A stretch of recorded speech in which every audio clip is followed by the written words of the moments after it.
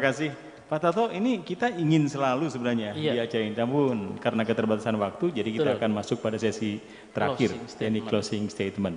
Baik, untuk closing statement yang pertama saya berikan waktu kepada Mbak Revina Sanjaya. Silakan Mbak Revina untuk closing statement. Baik, kalau dari saya pertama-tama ingin mengucapkan terima kasih untuk Buya Syakur karena telah membuat karya yang sangat luar biasa yang bisa dinikmati dan syarat maknanya itu. Lalu saya juga mau terima kasih karena udah diberikan kesempatan untuk membacakan karya yang sangat luar biasa, dan juga terima kasih juga untuk Buya karena sudah memberikan cerita-cerita di karyanya tuh diberikan gitu cerita-cerita yang benar-benar deep sih, kalau menurut aku masuk ke dalam hati gitu. Mungkin kalau dari saya segitu aja, terima kasih. Terima kasih Revina Sanjaya dari Bandung untuk closing statement-nya. Dan kemudian closing statement berikutnya dipersilakan ke Pak Hans. Silakan Pak Hans. Baik, terima kasih Kang Afkar. Jadi pengajian kita tadi dan gelombang cinta itu sangat terkait erat karena di awal sekali tadi dalam pengajian Buya memberi definisi bahwa seorang sufi itu hatinya bening, tidak ada sampah-sampah.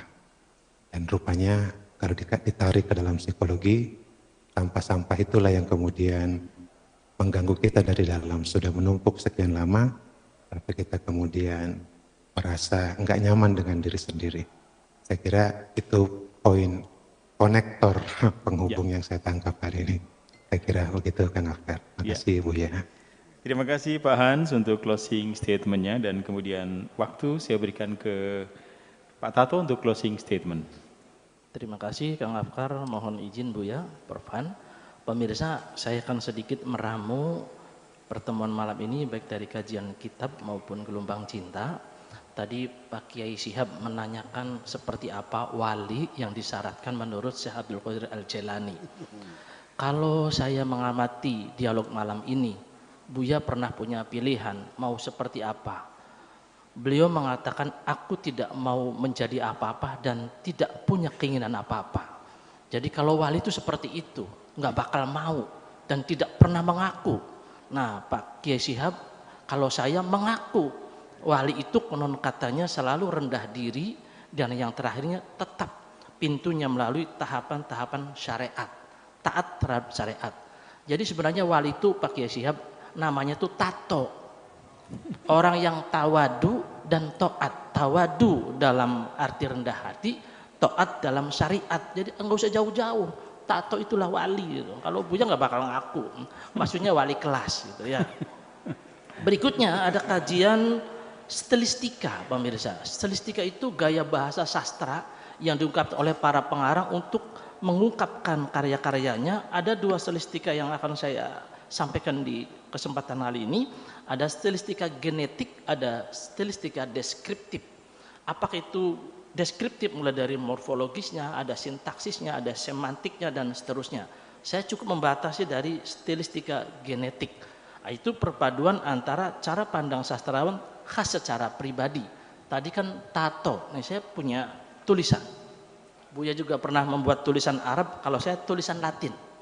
Ini mohon di zoom kameramen. Ini T4TO. Nah, ada gabungan huruf dan angka, kalau dibaca dengan stilistika genetik menjadi tato, tawadu dan to'at. Ada lagi yang lain pemirsa. Ini mohon maaf, bukan sulap, bukan sihir. Ini ada sebuah nomor plat kendaraan bermotor yang unik. Nih. Kebaliknya, itu stilistika. BH 1512 TT. Tetapi kalau dibaca dengan stilistika genetik mungkin berbeda bacanya. BH isi 2 TT. Nah, bukan saya pemirsa yang ngomong itu di ruangan ini. Ini stilistika bahasa. Dan hari ini di media sosial Bapak Ibu pemirsa paling banyak status WA menggunakan huruf dan angka-angka digabung-gabung.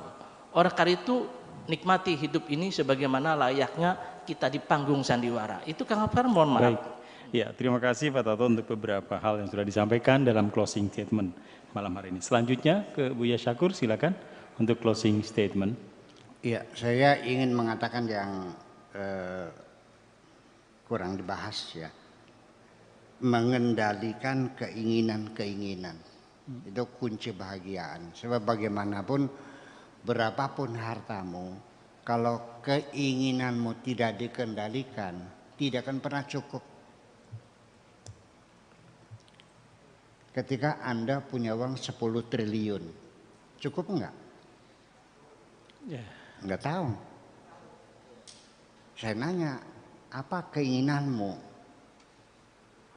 Tidak terbatas mungkin juga. Ya kalau Anda ingin beli Pulau Bali, ya enggak cukup dong.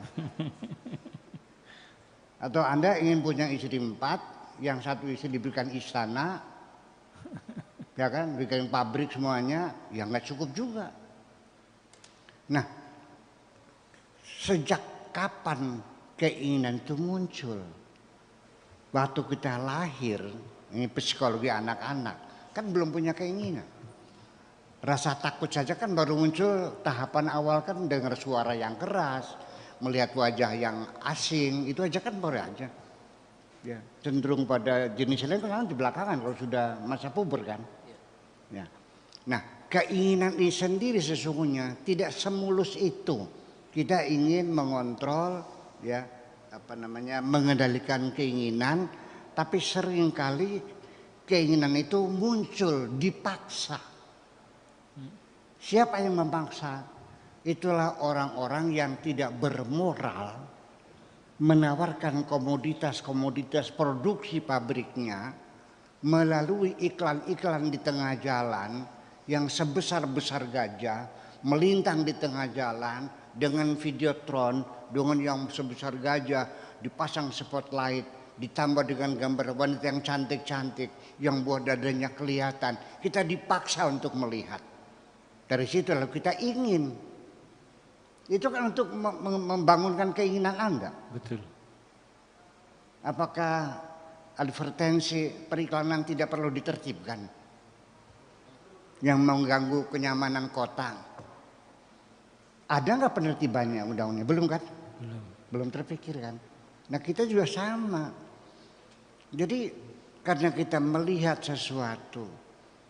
Kenapa engkau ketika kondangan di teman miskin kok pakai perhiasan emas, gelang keroncong sampai 1 kilan, kalungnya seperti rantai, ya kan, emas berlian 24 karat, kondangan sama teman miskin, di sana banyak orang miskin, melihat kamu pakai yang mewah, banyak yang nangis kok, banyak yang nangis, percaya nggak?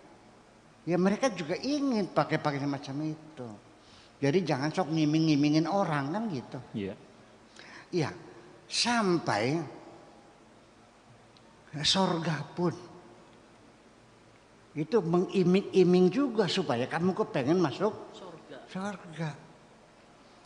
Ketika sesuatu kelezatan yang kau inginkan dalam ketentuan agama dilarang, supaya engkau bisa meninggalkan kelezatan yang kau inginkan di dunia, engkau diiming-iming dengan kelezatan di sorga kok. Betul. Sadar nggak?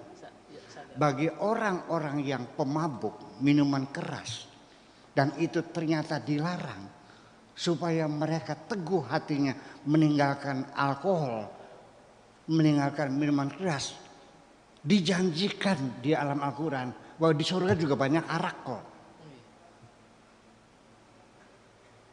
Anak yang suka melacur, yang suka cari cewek di setiap saat tempat, dilarang oleh Tuhan, jangan melacur berzina. Nanti kusiapkan bidadari yang cantik-cantik. Kenapa demikian? Supaya kamu mampu untuk meninggalkan larangan itu. Ini psikologi semacam itu. Nah makanya jadi itu tidak mudah mengelola, ya, merawat keinginan semacam itu. Ya, berawal dari melihat dulu, lalu muncul keinginan. Semua orang berbuat apapun itu didorong oleh keinginan. Jadi yang muncul keinginan dulu, bukan perbuatan dulu. Makanya innama amruhu idza aroda, ketika berkeinginan. Baru kun fayakun, baru Allah menetapkan terjadi sesuatu. Jadi yang pertama adalah keinginan tuh sejak awal mesti dikontrol. Satu, supaya hidup kita ini murah meriah, nyaman dan enak dijalani, cobalah keinginan itu satu, ya, dibatasi.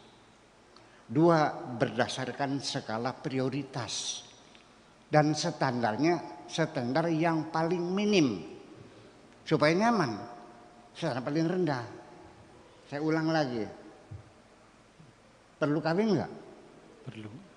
Jadi yang kita inginkan apa yang kita butuhkan, bukan yang kita inginkan. Kalau ingin terlalu banyak, yang kita butuhkan aja. Perlu kawin nggak? Iya, perlu. Seperti siapa perempuannya yang kau inginkan? Standar yang paling rendah, yang penting asal wadon. perempuan, kan murah meriah. Rumah perlu nggak? Perlu. Yang penting nggak bocor, murah nggak? Murah. Iya. Makan perlu nggak? Perlu. Yang penting kenyang. Selesai. Sesungguhnya yang membuat kita jadi mahal itu adalah keinginan kita, bukan keingin kenyang, tapi ingin penghargaan. Ini yang terselip di dalam keinginan kita. Ingin dibilang hebat, ingin dibilang kaya, ingin dibilang dermawan dan sebagainya. Anda lapar, ya kan? Iya. Berapa kau habiskan? Ternyata 1,5 juta. Di mana kau makan? Di hotel Mandarin yang taplaknya pakai taplak putih. Setiap mangkok ada lilin yang menyala, selalu hangat. Ruangannya remang-remang dengan lagu-lagu yang slow, dan yang menyajikan adalah pelayan yang cantik-cantik. Harga satu mangkok soto itu 250.000 rupiah semangkok. Padahal Anda turun nyebrang Bundaran HI, sebelah HI ada jalan Kebon Kacang, ada orang jual soto juga, itu 15.000 semangkok. Airnya sama, garamnya sama, ketubarnya sama kok. Kenapa Anda makan di Hotel Mandarin?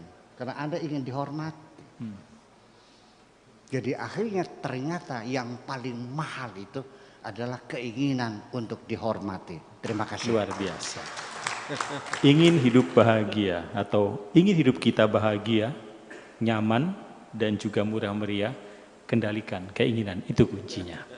Terima kasih saya sampaikan kepada Mbak Revina Sanjayang dari Bandung, kemudian Pak Han juga terima kasih, Pak Tato, dan tentu kepada guru mulia kita Buya Syakur Yasin MA dan teman-temannya yang saat ini sudah di virtual namun mohon maaf belum terfasilitasi untuk bisa bergabung malam hari ini. Saya informasikan bahwa saat ini Pondok Pesantren Jaran Pinggan sudah menerima peserta didik baru untuk tingkat Madrasah Sanawiyah atau MTS, Madrasah Aliyah atau MA dan juga Sekolah Menengah Kejuruan atau SMK. Dan untuk tata cara pendaftarannya, Sobat Hima TV bisa datang langsung di Komplek Pendidikan Pondok Pesantren Jaran Pinggan atau bisa daftar secara online, dan untuk link pendaftarannya bisa dilihat dalam running tag yang ada di layar YouTube.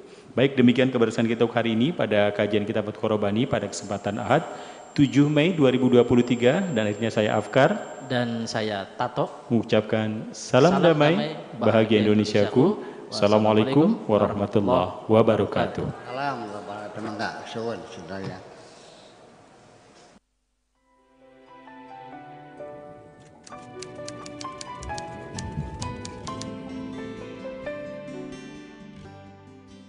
Aku hanya ingin berbagi kebahagiaan dan tidak menggurui siapapun. Terlalu sulit bagiku untuk menyalahkan siapapun. Akan tetapi apabila ada orang yang ingin mengisi raporku, tentu aku sangat gembira sekali. Dan kujamin aku tidak akan sakit hati sedikit pun.